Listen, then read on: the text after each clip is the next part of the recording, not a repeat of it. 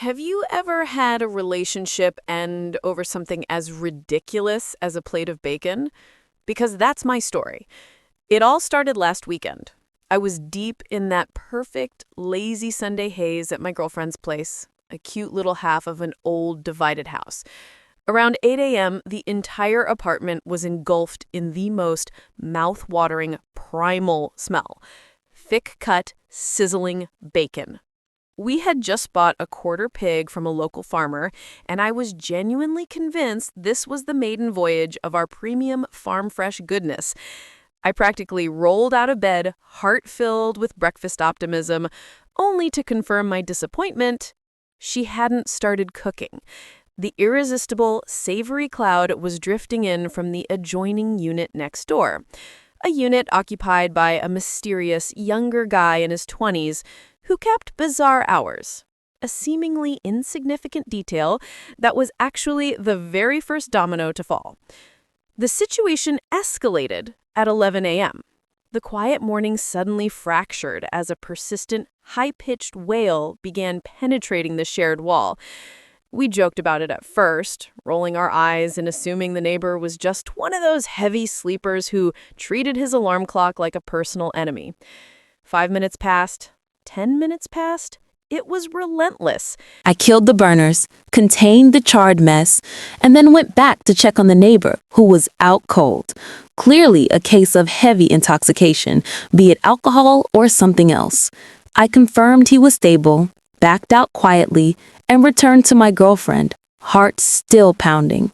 The neighbor woke up about 15 minutes later, fully mobile, but he never, not once, came over to say thank you.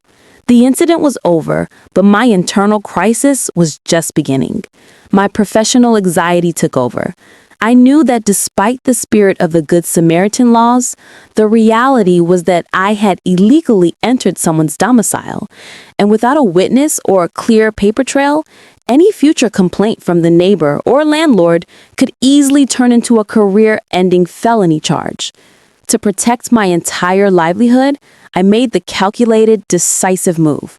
I left my girlfriend's place later that afternoon and filed a detailed, preemptive police report, documenting the entire emergency entry, the time, the smoke, and the unconscious person, thereby giving my actions a necessary legal shield. That report, a cold act of self-preservation, was the bomb I never knew I was dropping. That evening, the explosion occurred. We were out at a brewery, enjoying a few drinks, and I was planning on having her drive since I was past my limit. When I casually mentioned that I had filed the police report, her face completely froze. The air around us became instantly hostile. She went from relaxed to furious in a split second, visibly upset, and accused me of not considering her feelings, the neighbor's feelings, or the landlord's possible reaction. Within minutes, she stood up and left the brewery without me, forcing me to shell out for a cab home and another one back in the morning just to retrieve my car. I knew I was in trouble. The breakup was hanging in the air.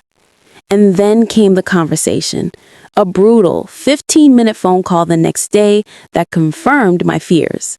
She accused me of being selfish, of lacking empathy, and of making everything about me and my job. The relationship, which had officially solidified last Thanksgiving after months of on-again, off-again dating, was suddenly, shockingly over. But here is the jaw-dropping, cruelest twist that has turned this entire saga into a viral-worthy catastrophe. In just over 2 weeks, we're supposed to be boarding a plane for a week-long, prepaid, non-refundable vacation to the Caribbean. We briefly mentioned it on the phone, agreeing, in a moment of confused post-breakup paralysis, to give each other some time before tackling that massive, expensive problem. In the 24 hours since the breakup, the realization has settled in. After a night of pouring my heart out to strangers at the brewery and talking with a close friend who observed our dynamic since Thanksgiving, I now understand the hard truth. The fire, the heroism, and the police report weren't the cause of the breakup. They were the convenient, high-stakes excuse. The relationship had already been quietly collapsing, and my act of self-preservation gave her the perfect dramatic exit. The emotional blow is still staggering, but the necessity of moving forward is clear. The relationship is dead.